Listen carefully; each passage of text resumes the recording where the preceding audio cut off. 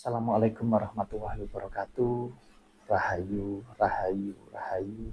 Salam sehat dan bahagia selalu untuk kita semua. Dulur-dulur,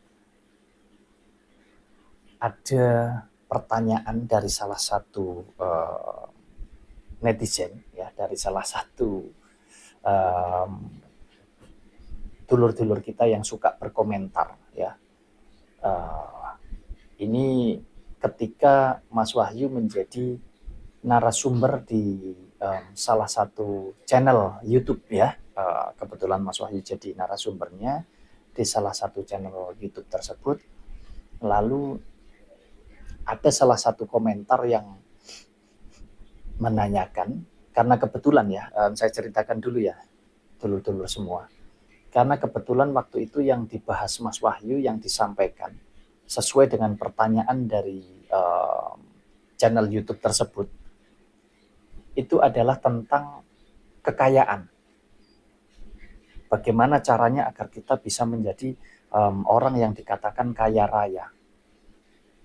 Lalu Mas Wahyu sampaikan di sana bahwa kalau kita mampu menjaga keseimbangan dari dua unsur kehidupan di dalam diri kita, yang mana yang separuh, yang 50% itu bersifat fakta, pusatnya ada di pola pikir kita, ini urusannya manusiawi, duniawi, dan yang 50% itu bersifat gaib, unsurnya ilahi, itu ada di dalam jiwa kita atau ada di dalam relung batin kita, ya. Nah, ketika kita mampu menjaga keseimbangan kedua unsur ini tadi, ya maka kita mudah sekali untuk menjadi orang yang kaya raya. Nah, ketika Mas Wahyu menyampaikan bla bla bla bla bla bla, setelah itu ada pertanyaan, apakah Mas Wahyu ini sudah kaya raya? Nah, ini kan pertanyaan yang menarik, ya lucu, ya gemes melihatnya. Ya inilah keberaneka-ragaman, ya, bahwa setiap orang itu mempunyai sudut pandang, mempunyai cara berpikir yang berbeda-beda, dan ini adalah suatu keindahan. Ya, suatu keindahan. Apakah ada pertanyaan seperti itu lalu saya sakit hati atau saya marah atau bagaimana? Enggak. Saya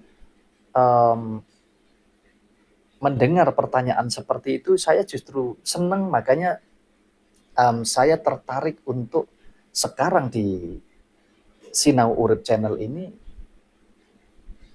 saya ingin menyampaikan ini kepada panjenengan semua, agar panjenengan semua juga nanti bisa mendapatkan poin, bisa mendapatkan wawasan dari apa yang Mas Wahyu sampaikan. Nah, jadi begini, dulur-dulur, saya sampaikan sekali lagi, kalau kita ya memahami dua unsur kehidupan di dalam diri kita, maka kita akan mampu mewujudkan, menciptakan apapun yang kita inginkan. Dan itu real sekali. Itu betul-betul nyata. Karena sudah diterapkan di dalam kehidupannya Mas Wahyu. Kalau saya hanya bisa bercerita ngalor ngidul, ya mohon maaf. Nggak usah jangan percaya, buat apa? Kalau tidak sesuai dengan kenyataan yang saya jalani.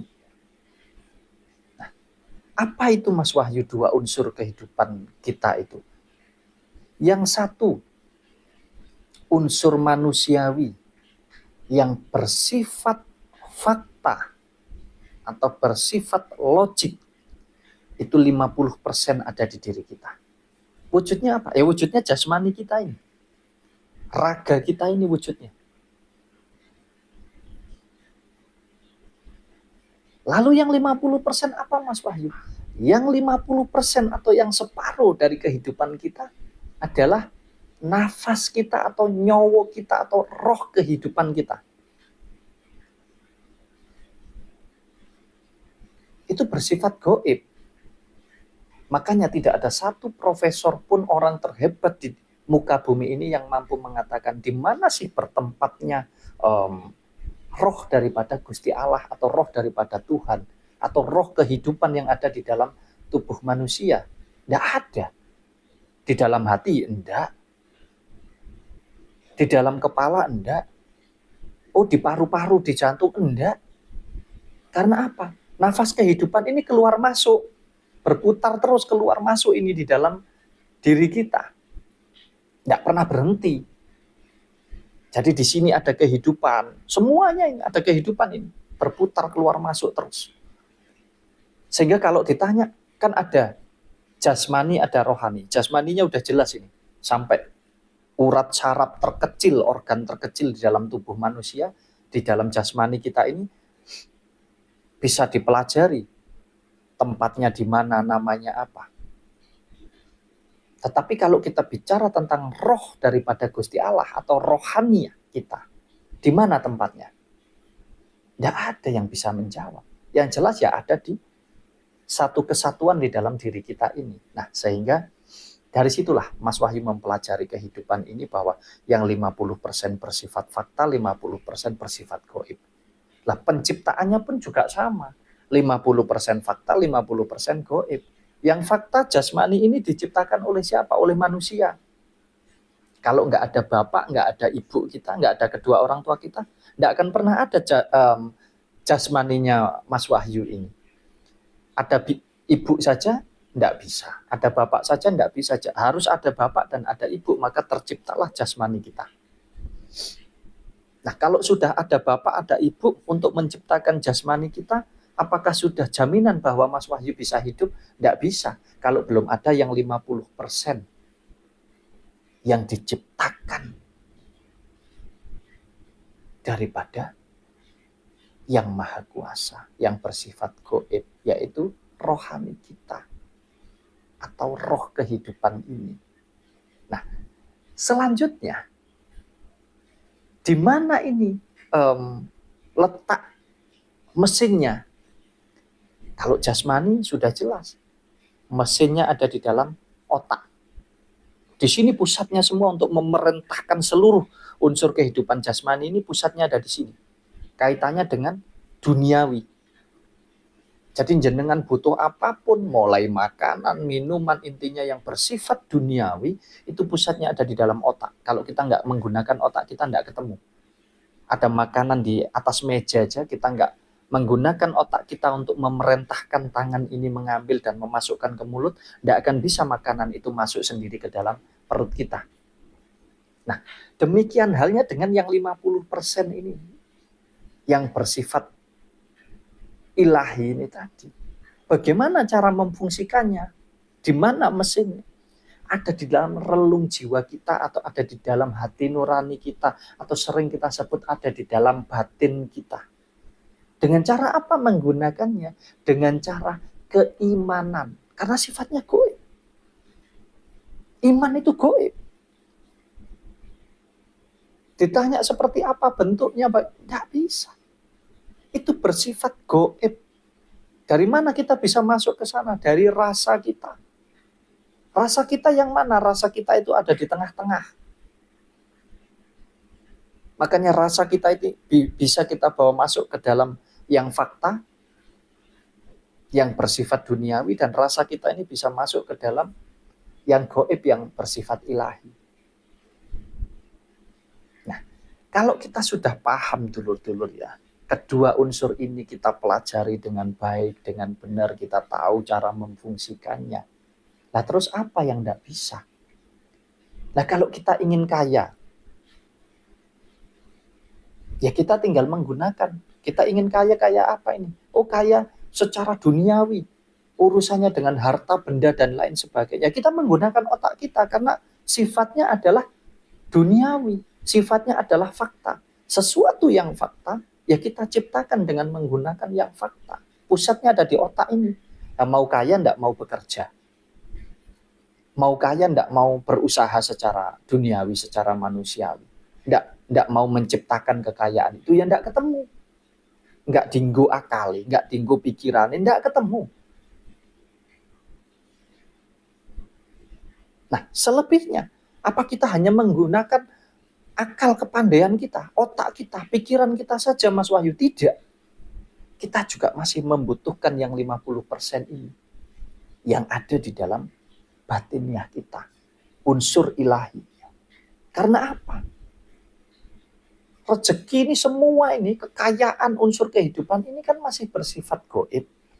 Nah, untuk mewujudkannya menjadi kenyataan, itu kita juga membutuhkan unsur yang gaib. Dari mana? Dari keyakinan iman kita ini tadi.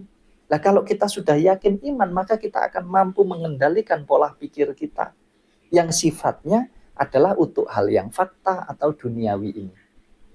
Ya, jadi ini memang pelajaran yang agak rumit ya, tapi nanti dulur-dulur kalau mau belajar ini diulang-ulang perlahan-lahan. Kalau mau belajar, kalau enggak juga enggak apa-apa ya. Jadi makanya Mas Wahyu sampaikan, kalau kita mampu menjaga keseimbangan kedua unsur ini tadi, apapun yang kita minta terwujud. Nah, syaratnya bagaimana? Ya, tinggal kamu minta untuk urusan apa? Kalau untuk urusan duniawi, masuk di dalam keyakinan keimanan ini tadi, lalu jalankan secara duniawi juga, digunakan otaknya. Makanya kalau ada orang rajin sholat, rajin beribadah, minta kaya, tidak ketemu. Kalau tidak menjalankan yang fakta. Jadi dua-duanya harus berjalan. Terus jenengan bekerja saja, cari uang saja direwangi sampai tidak karu-karuan. Terus yang unsur gaib atau unsurnya ilahi ini tadi, keimanan ini tadi tidak digunakan. Ya ininya nggak terkontrol. Bekerjanya ngawur, ya, menggunakan akalnya tok, tidak berjalan. Karena apa? Di sini tempatnya hanya hawa nafsu, hanya sebuah kemauan saja. Lah kalau nggak ada kontrolnya, dari mana kita mampu memilah, merasakan mana yang benar, mana yang tidak? Kalau kita bicara cari uang, banyak jalannya. Kalau kita menggunakan akal kita, hanya asal dapat uang, kita bisa mencuri, kita bisa menipu, kita bisa merampok. Tapi apakah itu akan membuat kita hidupnya enak? Tidak bisa. Makanya dibutuhkan yang 50% ini tadi, yang bersifat ilahi ini tadi, gitu loh. Jadi kalau kita mampu menjalankan kedua unsur ini dengan benar, dengan baik, sesuai dengan apa yang seharusnya, ya insya Allah semuanya akan berjalan dengan baik, dengan seimbang. Yaitu tadi bahasanya Mas Wahyu, jenengan akan kaya raya. Nah, tetapi poin yang saya tangkap dari pertanyaan dari salah satu netizen atau dulur kita ini, tentang apakah Mas Wahyu sudah kaya raya? Saya jawab dengan tegas, saya kaya raya. Kaya raya sesuai dengan ukuran saya. Karena apa? Ya karena kaya raya setiap orang ini berbeda-beda persepsinya. Kualitasnya berbeda-beda, kapasitasnya berbeda-beda. Mungkin jenengan yang punya mobil banyak, punya rumah mewah, punya harta banyak, menurut saya secara kasat mata, jenengan sudah kaya raya. Tetapi belum tentu menurut panjenengan sendiri. Nah kalau panjenengan tidak bisa menikmatinya, panjenengan tidak tenang hidupnya, tidak nyaman hidupnya, apa itu bisa dikatakan kaya raya? Saya rasa tidak. Tetapi kebanyakan di antara kita menilai kaya raya itu hanya dari mata kita, dari dohir kita saja. Seolah-olah punya ini itu yang banyak, yang mewah, yang megah berarti itu kaya raya. Tidak, dulur. Kalau pemahaman kaya raya menurut saya secara pribadi, kaya raya itu artinya bahwa kita ini senantiasa berkecukupan. Kita tidak sampai kekurangan dari segala macam hal. Keluasan di dalam batin kita ini luar biasa. Keluasan di dalam pola pikir kita luar biasa. Sehingga kita bisa menikmati, bisa bersyukur atas segala apapun yang kita jalani. Karena jangan salah, di dalamnya kaya raya ini, kalau kaya raya yang sesungguhnya, itu juga ada, mohon maaf, ada kesusahan, ada kesenangan, ada kekurangan, ada kelebihan. Dan kita mampu menjalani semuanya itu dengan kesadaran penuh yang luar biasa.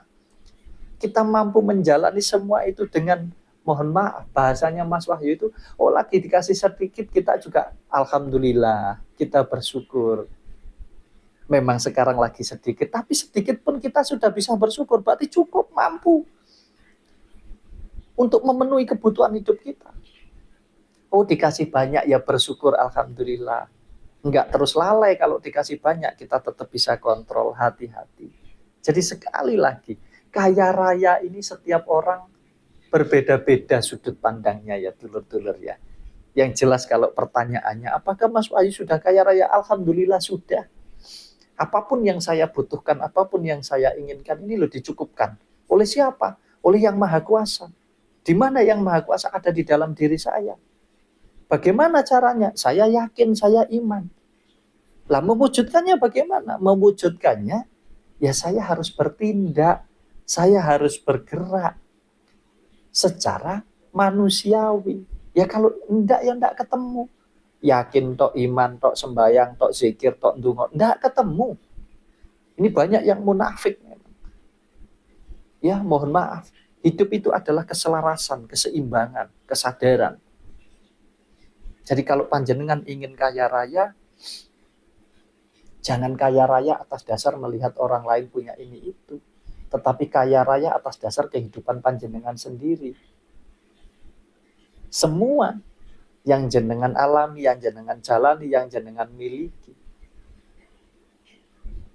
Makanya kaya raya setiap orang berbeda-beda ya. Jadi ini sedikit jawaban saya atas pertanyaan atau atas komentar yang disampaikan itu tadi, dan mudah-mudahan ada nilai yang bisa jenengan ambil poinnya, ada hikmah, ada pemahaman atau wawasan yang nanti bisa mungkin bermanfaat buat panjenengan semuanya ya. Jadi kalau kita ingin hidup kita betul-betul, kalau kata orang Jawa itu ayem tentrem pikirane, batine, jiwone ya. Ya memang kita harus kaya raya dalam arti luas. Kaya raya dalam arti kita senantiasa berkecukupan, berkecakapan di dalam pola pikir kita, di dalam batin kita. Insya Allah apapun yang panjenengan inginkan, yang panjenengan butuhkan akan terwujud dengan catatan paham dua unsur kehidupan ini tadi.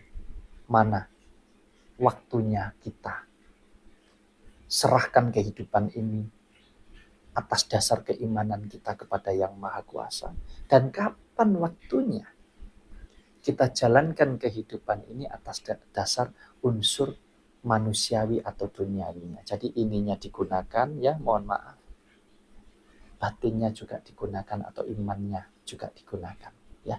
Terima kasih. Kalaupun mungkin cara Mas Wahyu di dalam menyampaikan ini mungkin salah, tidak benar, atau tidak sesuai dengan panjenengan semua, saya memohon maaf kepada panjenengan semua. Intinya saya hanya ingin mengajak kita semua monggo saling sharing, belajar, terus menggali setiap potensi yang ada di dalam kehidupan kita dengan tujuan untuk memperbaiki kehidupan kita dalam segala hal. Dalam segala hal, biarpun baik dan buruk itu juga milik kita, tetapi kita senantiasa bisa menjaga keseimbangannya. Terima kasih. Assalamualaikum warahmatullahi wabarakatuh.